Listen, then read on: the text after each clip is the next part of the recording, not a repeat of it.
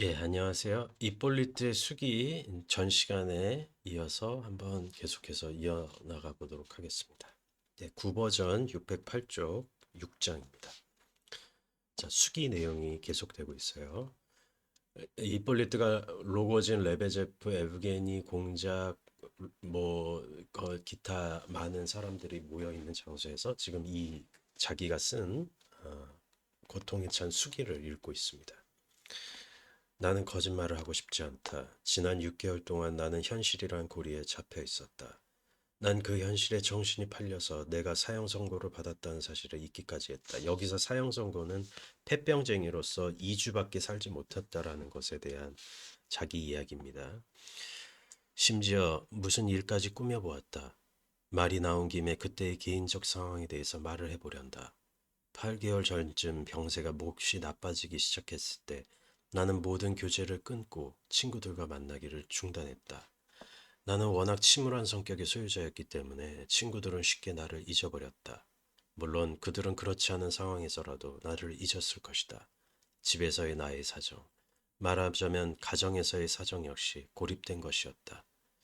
5개월 전쯤에 나는 외부 세계와 나를 완전히 격리시켜 놓았다.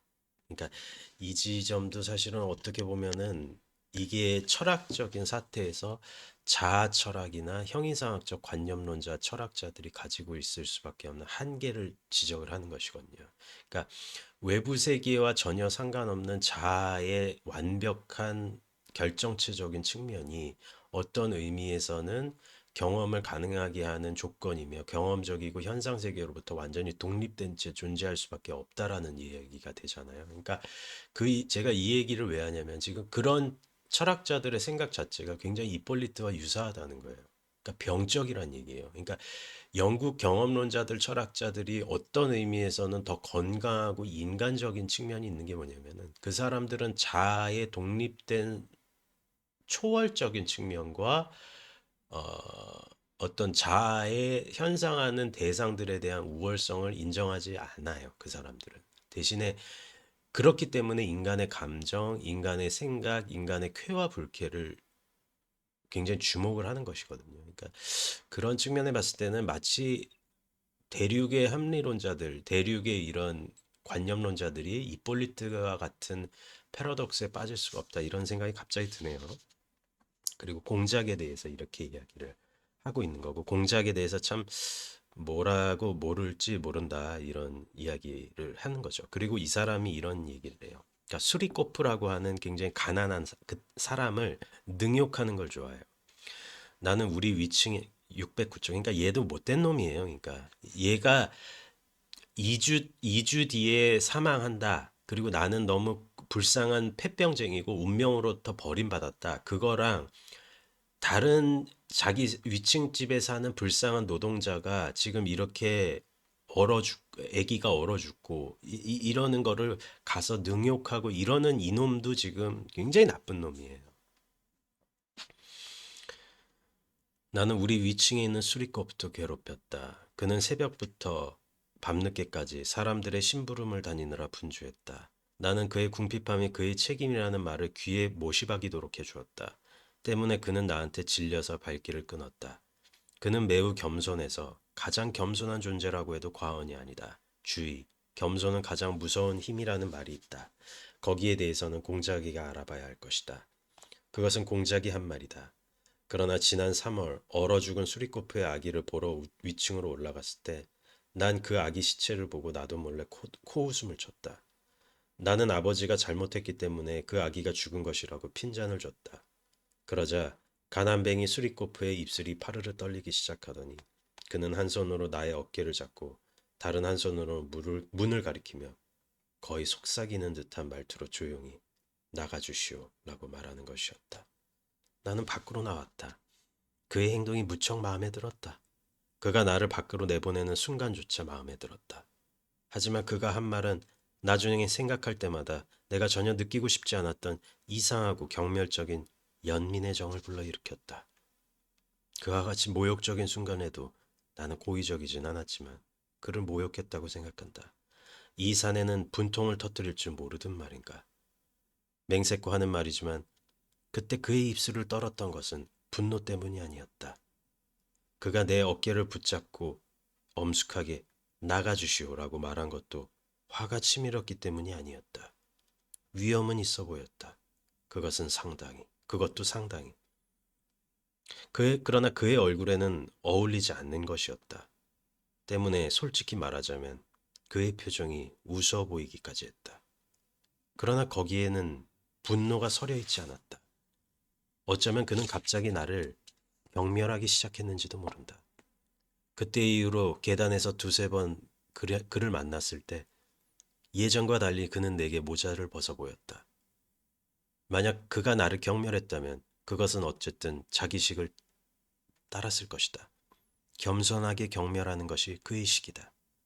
그가 예의를 갖추기 위해 나에게 모자를 벗어 보였던 것은 내가 빚쟁이 아들이기 때문에 무서워서 그랬을지도 모른다. 그러면 그는 네, 바로 그 시기에 수리코프가 자기 아이를 얼어죽게 했던 3월 중순경 나의 병세가 왜 갑자기 그렇게 호전되었다. 그러니까 얘도 지금 제가 누차 얘기하지만 제가 도스토옙스키를 좋아하면서도 그러니까 병적이고 중독성이 너무 강한 게 뭐라고 말해야 될까요? 그러니까 이게 인간이 가지고 있는 내면의 측면에 있어서 너무 악마적인 측면을 너무 부각을 해요. 도스토옙스키는. 그러니까 이 이폴리트도 얘도 지금 역대급이거든요, 지금. 그러니까 어떤 의미에선 스타브로기는 그 인간도 병든 인간이고 전 마리아 찌모페예브나도 정상은 아니었고 라스콜리니코프도 읽을 거고 뭐 이반 까라마조프나 뭐 스메르자코프 뭐 그런 캐릭터들도 있지만은 지금 얘도 역대급이거든요. 그러니까 얘는 어느 정도에서 역대급이냐면 우리가 힘의 강도가 강하다라고 해서 그 사람을 악인이라고 볼 수는 없어요. 근데 그렇기 때문에 힘의 강도가 약하고 약자라고 해서 그 사람이 선한 것도 아니에요. 그러니까 약한 거를 선한 것으로 자꾸 치환을 하면 안 돼. 강한 것을 악으로 치환을 하면 안 되고 물론 스타브로기는 강인데 악도 아니고 걔는 무지. 강한데 무인데 얘는 지금 약한데 얘도 전혀 다른 사람에 대한 그 마음의 연민이 1도 없는 사이코패스예요. 근데 사이코패스 겸 소시오패스인데 사이코패스가 3이고 소시오패스가 7 정도 되는 것 같아요, 얘는. 근데 얘는 죽음이 그런 애가 죽음에 맞닥뜨렸다라고 했을 때 얘의 입에서 전혀 선한 얘기가 안 나와. 그러니까 이게 도스토옙스키가 우리를 긁는 방식이에요. 그러니까 그리고 얘가 우리를 향해서 야유를 보내는 것처럼 느껴지는 게 뭐냐면은 얘가 지금 이런 식으로 다른 사람 앞에서 자기 수기를 읽는 행동 자체가 마치 우리를 공격하는 것 같아요. 우리도 어쩔 수 없이 얘가 지금 이폴리트가 이야기하는 이 수기를 어떤 의미에서는 이 백치의 이게 이 수기가 백치에 꽂힌 것부터가 사실은 이 일관성에서 실패한 거예요, 도스토옙스키는. 근데 그거는 인정하실 거예요. 제가 뭐 어떻게 읽어드렸는지는 모르고 저도 굉장히 중간중간에 제 생각을 많이 이야기를 하고 있지만은 도스토옙스키 작품에서는 지금 이 사람에 대해서 굉장히 이게 중독성 있는 글이거든요. 이 수기가. 내가 지금 2주밖에 안 사는데 나는 거기서 그 2주 동안 무슨 일을 할 것인가. 근데 내가 거기서 의미 있는 일은 하지 않겠다는 거예요. 왜냐하면 나는 운명의 신과 자연의 신으로부터 사형 선고를 받았기 때문에 그래도 나는 여기서 무의미한 짓을 하겠다는 얘기예요. 하여튼 바로 그 시기에 수리코프의 애가 죽었을 때 내 병은 호전이 됐대요. 한 2주 동안 그러한 상태가 계속되었다. 나는 바깥으로 나가기 시작했다. 주로 땅거미가 질 무렵이었다. 나는 고상해 보이는 어느 신사가 나를 앞질러 갔다. 나는 그를 자세히 바라보지 못했다. 그는 무언가 종이에 싼 무언가를 들고 갔으며 계절에 맞지 않게 얄팍하고 품이 좁아 흉하게 보이는 외투를 입고 있었다. 기다란 저고리를 입은 어떤 사나이도 그걸 주우려고 했다. 그냥 뭐가 계속해서 떨어지는 것 같아요. 그 하는 사내에서. 그러나 왜 그랬는지 나는 첫눈에 그 안에 돈은 아니지만 매우 요긴한 것이 들어있을 거라 생각했다. 커다란 구식 지갑이 있었는데 그 지갑을 우연히 이폴리트가 주운 거예요. 40보 이상 멀어졌고 군중 속으로 그 사나이는 사라졌다. 그러나 나는 여보세요 하는 소리 외에 도무지 고함을 칠 수가 없었기 때문에 그는 뒤돌아보지 않았다. 갑자기 그는 왼쪽으로 방향을 틀더니 어느 건물의 대문으로 들어갔다. 내가 컴컴한 대문으로 뛰어들어갔을 때 거기에는 아무도 없었다. 그 건물은 대단히 큰 건물이었다. 그것은 투기꾼들이 지어놓은 영세 아파트 건물이었다. 어쨌든 뭐 그런 건물이어서 나는 이미 3층에 도착해서 알아맞힐 수가 있었다. 내가 5층으로 뛰어 올라갔을 때 그냥 5층 사는 거야.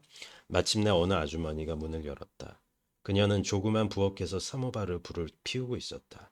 그녀는 말없이 나의 질문에 귀 기울였다.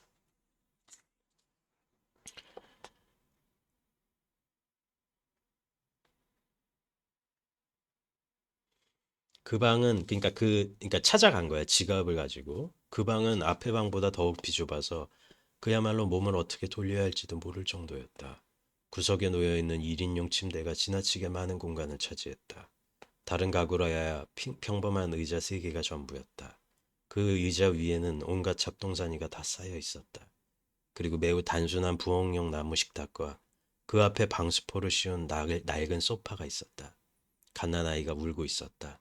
태어난 지 3주밖에 안 된 것 같았다. 젊지만 창백해 보이는 여인이 아이의 기저귀를 갈고 있었다. 그 간단한 평상복을 걸치고 있던 그녀는 해산한 후 이제서야 걷기 시작했는지도 모른다.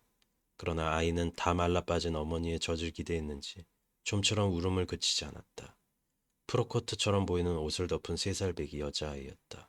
식탁 옆에는 한 남자가 낡은 연미복을 입고 서서 2파운드짜리의 러시아 밀가루빵과 러시아식 순대를 싸고 있었다. 613쪽. 한마디로 방안은 난장판이었으나 첫눈에 그 신사와 부인은 점잖은 사람들처럼 보였다. 그런데 가난에 찌들어 살다 보니 비참한 상태까지 온 것 같았다. 때문에 집안을 정돈하려는 의지보다는 난장판 속에서 사는데 길들여져 있었고 오히려 날이 갈수록 더해가는 난장판 속에서 복수심 같은 쓰디쓴 만족감을 느끼는 것 같았다.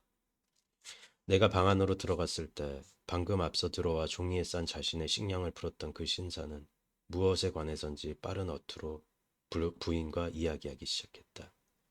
신경질 부릴 때마다 특히 신경질이 극에 달할 때 지독하게 쾌감을 느끼는 사람들이 있다. 그러한 순간이면 이들은 모욕당하지 않은 것보다 모욕당하는 것을 더 기뻐하는 것 같다. 이렇게 신경질을 부리는 사람들은 그렇게 하고 나서 언제나 후회를 하며 괴로워한다. 물론 그것은 이들이 똑똑해서 자신이 공연히 화를 10배나 심하게 냈다는 것을 깨달을 줄 아는 경우에나 그렇다. 신사는 한참 동안 놀란 눈으로 나를 바라보았고 부인은 누군가가 그들을 찾을 수 있다는 사실이 도무지 있을 수 없다는 듯이 어리둥절한 표정이었다. 그러나 신사는 미친 듯이 나에게 덤벼들었다. 변명할 여유조차 없었다. 그는 말쑥하게 차려입은 내가 불쑥 자기네 방에 들어와 몹시 부끄러워한 모습이었다. 이렇게 들어와도 되는 거요. 어서 나가지 못하겠소. 그는 덜덜 떠느라 제대로 발음하지도 못하며 고함쳤다. 그러나 갑자기 그는 내 손에 들린 그의 지갑을 보았다. 선생이 떨어뜨린 거죠.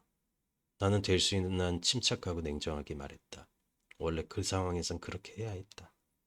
그는 소스라치게 놀라서 한동안 아무도 이해하지 못하고 자기의 호주머니를 만져보고는 의아한 듯 자기 이마를 손바닥으로 쳤다. 아이쿠, 이거 어디서 주우셨어요? 어떡해요? 나는 짤막하게 말하며 지금까지의 상황을 설명했다. 아니, 그럴 수가. 거기엔 우리 모든 서류와 마지막 도구가 들어있었는데 고맙기 그지없는 분이군요. 당신이 나를 위해 무슨 일을 했는지 아십니까? 나는 파멸하고 말았을 겁니다. 나는 대답을 하지 않은 채로 바깥으로 나가기 위해 방문 손잡이를 잡았다. 그러나 숨이 차갖고 흥부는 갑자기 심한 기침 발작을 일으켜 제대로 몸을 가누지조차 못할 지경이었다. 갑자기 신사가 온 사방을 두리번거리며 급히 빈 의자를 찾았다. 그리고 나는 거기에 앉았다. 그러나 기침은 멈추지 않고 3분가량이나 계속되었다. 내가 정신을 차렸을 때 그는 바로 내 옆에 있는 다른 의자를 가져다 놓고 거기에 앉아 있었다. 몸이 불편해 보이시는데 난 의료인이요. 그는 의사라는 말을 쓰지 않았다. 내가 보기에 당신은 난 폐병이 있어요. 나는 짤막하게 한마디 던지고 자리에서 일어났다. 그도 즉시 자리에서 일어났다. 어쩌면 당신은 미리 중병에 걸렸다고 단정하고 있는 거예요. 약을 복용하면. 아, 걱정하지 마세요. 나는 지난 B 씨한테 검진을 맞았어요. 난 모든 게 판가름 났어요. 죄송합니다만. 나는 수치심에 억눌려 당황해하며 어떻게 고마움을 표해야 할지 모르는 의사를 남겨둔 채 문을 열고 나왔다. 만약 그는 두서없이 말을 시작했다. 당신한테 너무 미안하고 집착이 없습니다. 내 처지는 이렇습니다. 그는 다시 방을 가리켰다. 아, 내가 말했다. 보나마나한 일이겠지요. 뻔한 일입니다. 선생께서는 일자리를 잃었음에 틀림없어요. 그래서 이곳으로 와 사정을 호소하고 다시 일자리를 찾으려고요. 어떻게 그거를 알았어요? 첫눈에 드러났어요. 나도 모르게 조소를 머금고 대답했다. 지방에서 사람들이 희망을 품고 이곳으로 와서 이리 뛰고 저리 뛰며 살아간답니다. 그러니까 탄원서를 계속해서 내다가 지금 5개월째에 동분서주하고 모든 것을 탕진한 상황이에요. 이 지갑을 돌려준 이폴리트가. 나는 선생의 이름하고 나는 그에게 이렇게 말했다. 그 밖에 선생의 전 직장, 군수 이름, 그리고 날짜를 적어주세요. 내겐 바흐무토프라는 동창생이 있는데 그의 삼촌 뾰트르 마트의 비치 바흐무토프는 실권이 있는 관리로 모처의 청장이에요. 뾰트르 마트의 비치 바흐무토프라고요? 그 의사는 몸을 떨다시피 하며 소리를 질렀다. 거의 모든 게 바로 그 사람한테 달려 있어요. 사실 우연한 계기로 내가 문제 해결에 도움을 주게 되었던 이 의사의 사건은 마치 계획적인 것처럼 착착 진행되어 모든 것이 소설과 같이 잘 풀렸다. 그러니까 이 사람 이폴리트가 굉장히 또 좋은 일도 한 거죠. 그러니까 지갑도 주어져. 그 지갑을 잊어먹었으면은 완전히 파멸되는 상황이야. 이 사람한테 탄원서를 내야 되는데 이폴리트가 아는 사람의 삼촌이야. 그러니까 이 사람을 구원한 거예요. 이 사람의 그 삶을 구원한 거예요.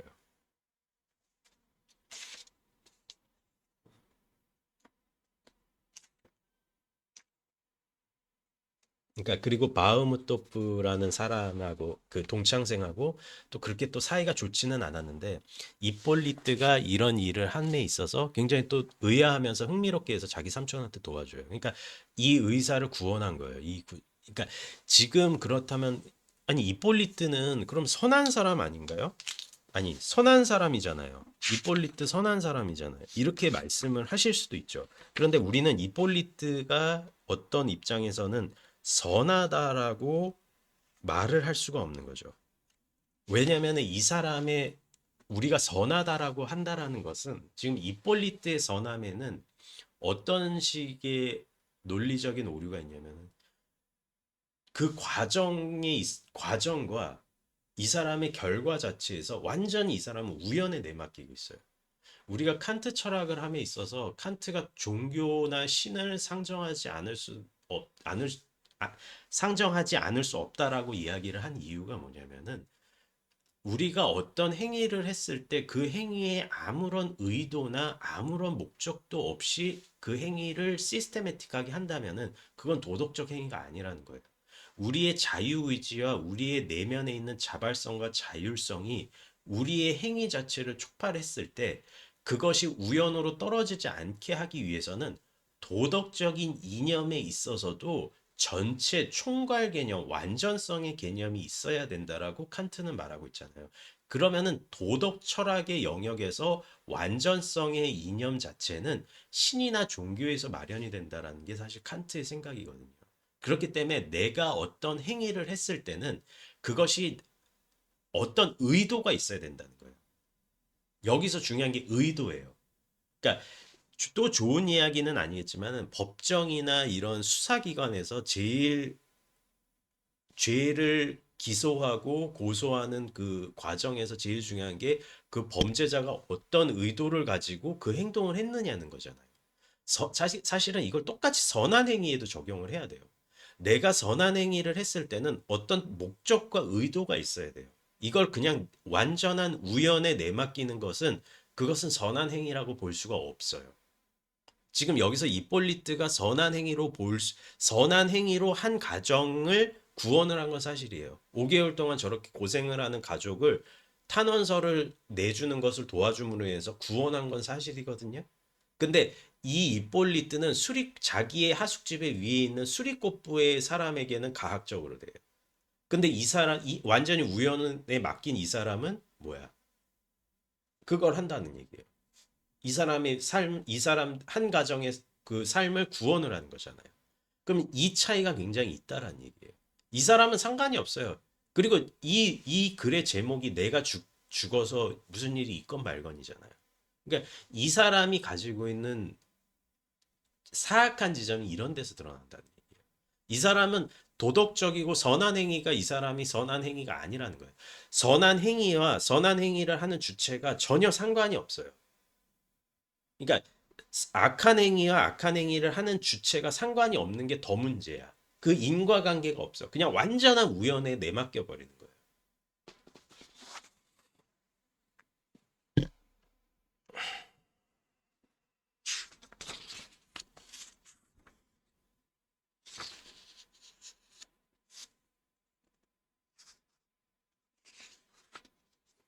625쪽. 나는 이 해명의 모든 숫자와 날짜들을 적고 있다. 물론 나에게는 모든 것이 상관없다. 그러나 지금은 어쩌면 이 순간만큼은 나의 행동을 심판하는 자들이 내가 나의 마지막 신념을 어떤 논리적 맥락에서 결론 지었는지를 명백히 알았으면 좋겠다. 내가 방금 언급했듯이 내가 마지막 신념을 이행하는 데 부족한 최종적 결단이 내 안에서 일어났다. 그것은 논리적 결론에서가 아니라 어떤 이상한 충동, 어떤 이상한 사정에 의해 내려진 것이다. 그것은 어쩌면 사건의 추이와 아무 관련이 없는 것일지도 모른다. 열흘 전쯤에 로고진이 나에게 찾아왔다. 무슨 일 때문인지는 모르지만 그것에 관해 여기에서 언급하는 것은 불필요하다고 본다. 나는 과거에 로고진을 본 적이 전혀 없으나 그에 관해서는 대단히 많은 것을 들어왔다. 나는 그가 알고 싶어하는 모든 것을 알려주었고 그는 곧 돌아갔다. 그가 알고자 하는 것을 다 알아갔으니 당연히 우리들의 관계도 끝났다. 하지만 로고진이란 인간은 나에게 강한 흥미를 불러일으켰다. 똑같은 종류인 것 같기도 한데 달라요. 로고진은 육체적인 강인함이 있기 때문에 그 폭력성을 행함에 있어서 수지타산을 따지면서 들어갈 수가 있어요. 근데 이 이폴리트는 로고진과 비슷한 건데 육체적인 한계가 있기 때문에 수지타산이 아니라 완전히 허무에 빠져버리는 거예요. 죽음 아니면 허무해.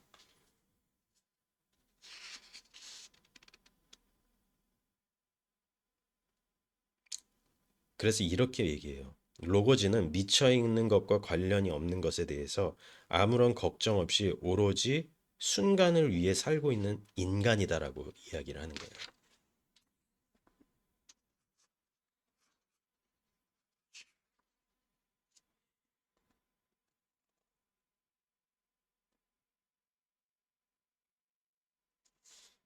로고진의 집에도 좀 방문을 하네요. 627조. 그리고 한스 홀바인의 그 무의식인하고 이야기했던 그 한스 홀바인의 예수 그리스도의 죽음, 십자가에 내려오신 예수 그리스도의 죽음이라는 그림을 같이 보고 있어요.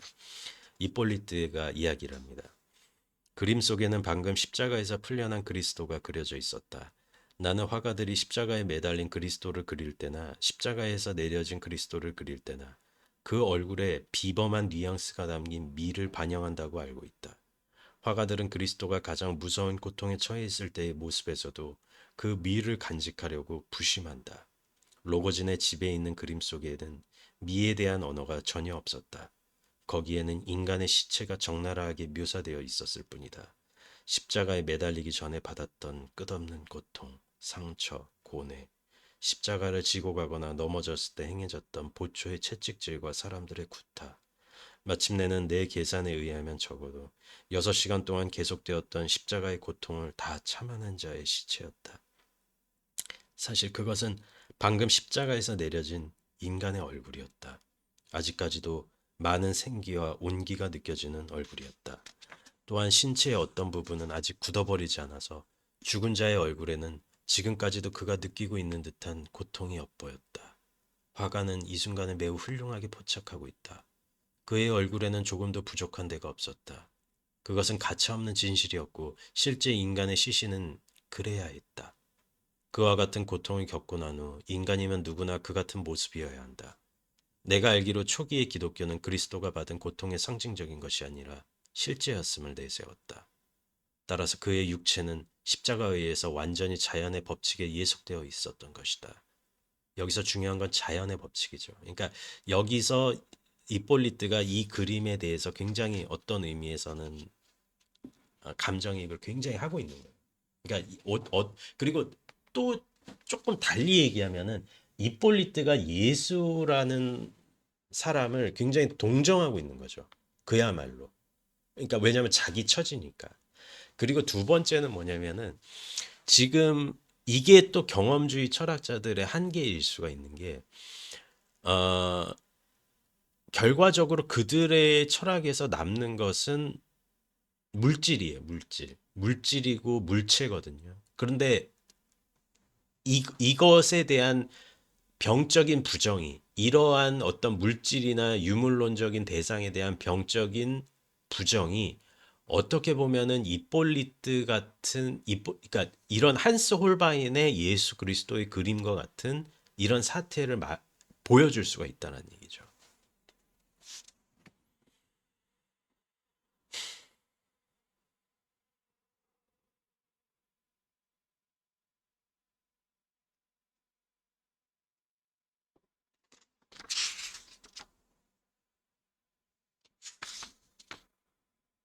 참 이상한데 이 글도 굉장히 이상해요.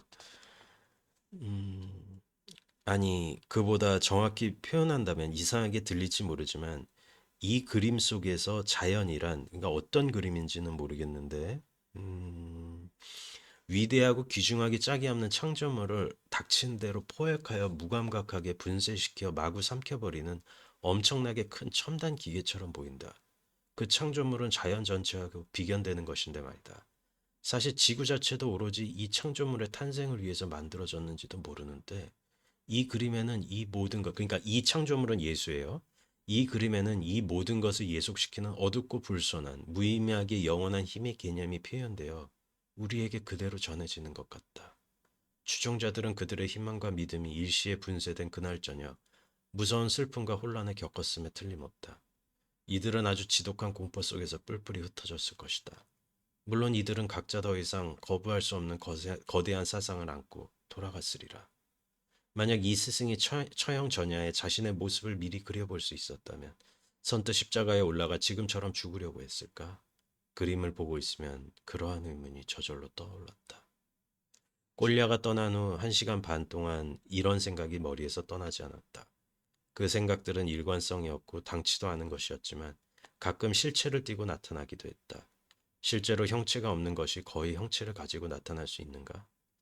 그러나 나에게는 놀랍고 불가능한 형태로 그 무한한 힘과 내 무지하고 어둡고 말없는 창조물을 보는 듯한 때가 종종 있다.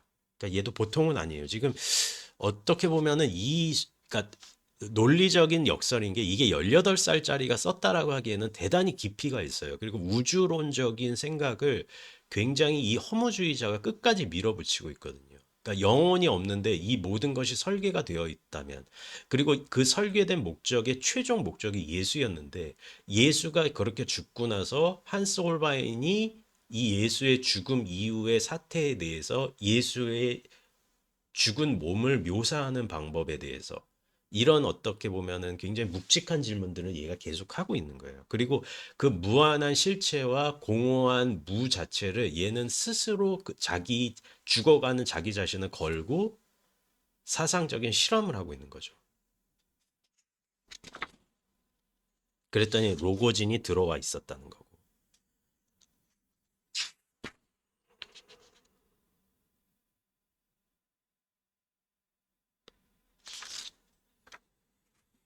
631조.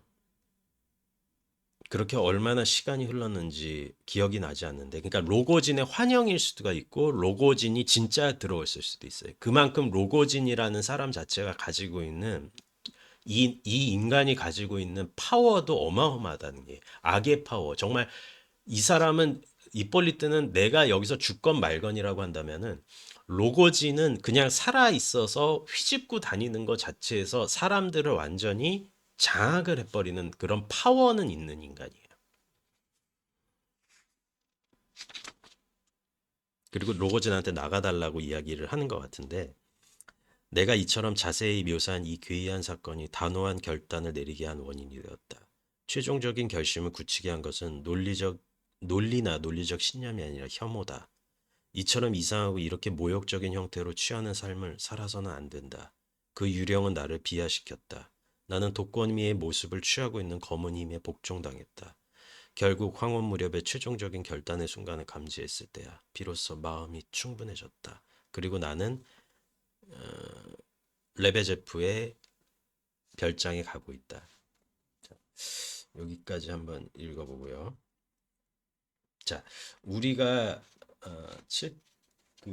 지금 어떻게 보면은 글을 이렇게 읽는 과정에서 제가 누차 말씀드리지만 도스토옙스키가 독자라고 하는 절대적인 우월한 위치에 있는 우리 자신을 그냥 편한 상태로 남겨놓지 않습니다.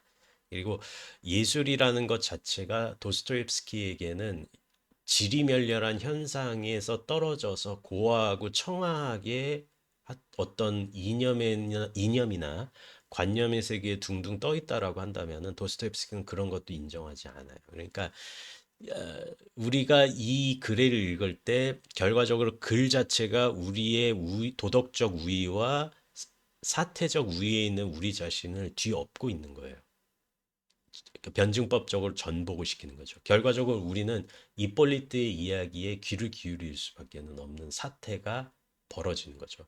자, 그것은 공통의 매개는 우리도 역시 죽음을 맞이할 수밖에 없는 존재라는 것이며 우리가 지금 어떻게 보면은 죽음을 맞이하지 않는다라는 착각을 가지고 있지만은 결과적으로 우리는 늙을 것이며 우리도 약해질 것이란 말이에요.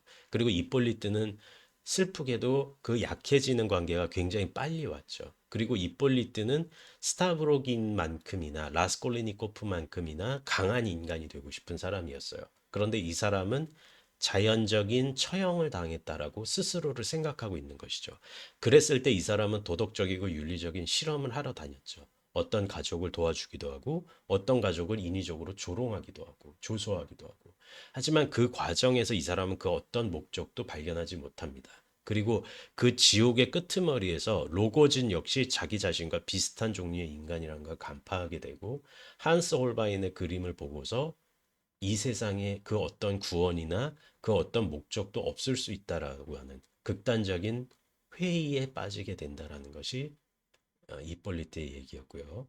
이폴리트의 수기 에피소드 세 번째 이야기는 다음 시간에 이어집니다. 뭐 재밌게 봐주셨으면은 구독과 좋아요도 부탁드리고 백치 이제 점점 또 깊이 있게 들어가고 있으니까요.